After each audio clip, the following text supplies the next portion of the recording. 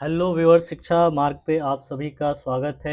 आज हम देखेंगे गाजा एड फ्लोटिला, जिस पे लगभग 400 एक्टिविस्ट जा रहे थे गाजा के लिए। गाजा में जो भी लोग हैं उनकी सहायता के राशन वगैरह सहायता से जुड़े हर चीज़ को पहुंचाने के लिए, जिसमें दवाइयाँ और उनसे जुड़ी हुई कई खाद्य पदार्थ थे। उनमें क्या हुआ है कि इजराइल ने बहुत बड़ा एक्शन लेते हुए उनमें जितने भी एक्टिविस्ट थे, लगभग 400 से अधिक एक्टिविस्ट थे, उसमें ग्रेटा थनबर्ग जैसे बड़े एक्टिविस्ट थे, उनको डिटेन कर लिया गया है। आज देखते हैं शिक्षा मार्ग आपके लिए क्या कर रहा है। शिक्षा मार्ग आपको एक बेहतरीन करियर और आपके करंट अफेयर्स की तैयारी के लिए आपके साथ है। Insightful knowledge on national and international affairs, depth discussion on subject, easy explanation, comprehensive preparation, decisive and precise approach. क्योंकि शिक्षा मार्ग का मोटो है learn grow succeed A pathway of success. आइए दोस्तों जानते हैं कि आखिर हुआ क्या है। इजराइल की नौसेना ने बुधवार रात ग्लोबल समूह की एक फ्लोटिला जो जहाज थे, जिसमें लगभग 400 से जो ये कारवा जो था, ये जो काफिला था, उसमें लगभग 400 जहाज़ों की सॉरी लगभग 40 जहाज़ों का उसमें ये था समूह था। उसमें 400 से अधिक कार्यकर्ता थे, एक्टिविस्ट थे, अलग-अलग देशों से जुड़े हुए।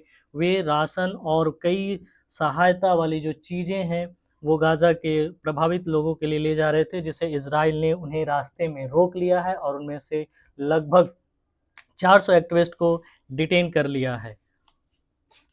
आगे देखेंगे तो ये हमें पता चलता है कि इन समूहों में, जिसमें 500 के आसपास अलग-अलग देश के जो कार्यकर्ता थे, जिसमें 400 से जो उन्हें थे डिटेन, ये जहाज गाजा की घिरी हुई जो फिलिस्तीन की भूमि है, उसमें खाद्य सामग्री, चिकित्सा उपकरण व दवाइयाँ पहुँचाने के लिए रवाना हुए थे।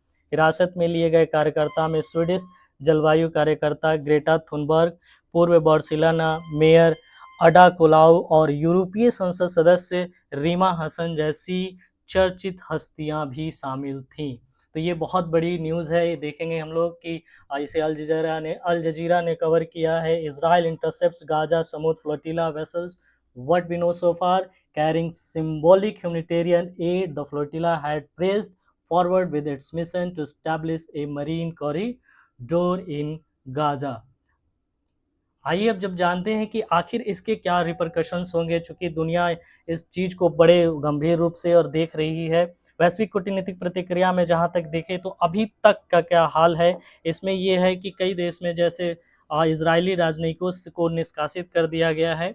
उसमें बहुत सारे समझौते, जैसे तुर्की ने इसे, विदेश मंत्रालय ने इस कार्रवाई को आतंकवाद का कृत्य कहा है, इसे आतंकवाद कहा है।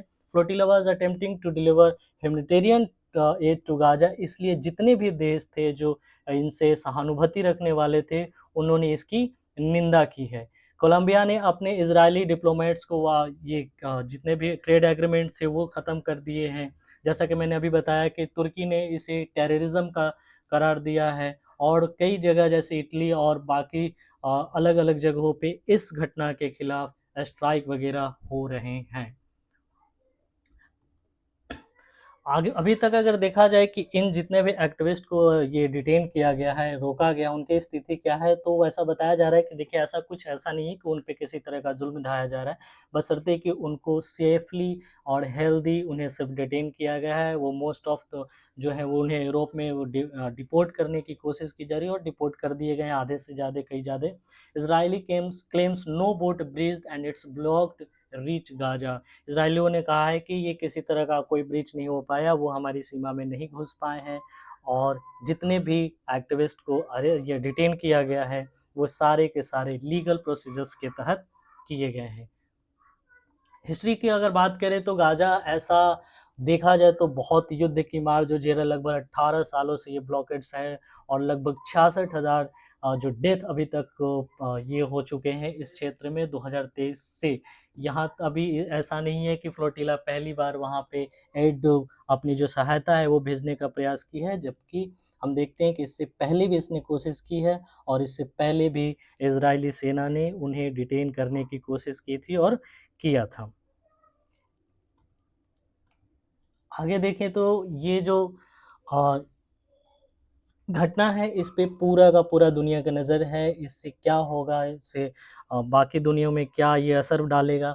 तो सबसे बड़ी बात जो आती है उभर कर के वो होता है ह्यूमैनिटेरियन ग्राउंड, जो ह्यूमन राइट्स होता है। चूँकि देखिए कई देश आपस में जब भी झगड़ा करते हैं, जब भी युद्ध होता है, जब भी लड़ाइयाँ होती है, तो 2 देश आपस में तो उलझे ही रहते हैं, लेकिन जो आस-पास की जो देशें हैं, कई एनजीओ हैं, कई संस्थाएँ हैं हमारी, जैसे रेड क्रॉस सोसाइटी वगैरह, वो उन देशों में जो युद्ध से प्रभावित लोग होते हैं, उनकी सहायता के लिए, उनकी मेडिकल सहायता के लिए, उनके राशन पानी के लिए, उनके रख-रखाव के लिए, उनके स्वास्थ्य के लिए हमेशा आगे आती रही है।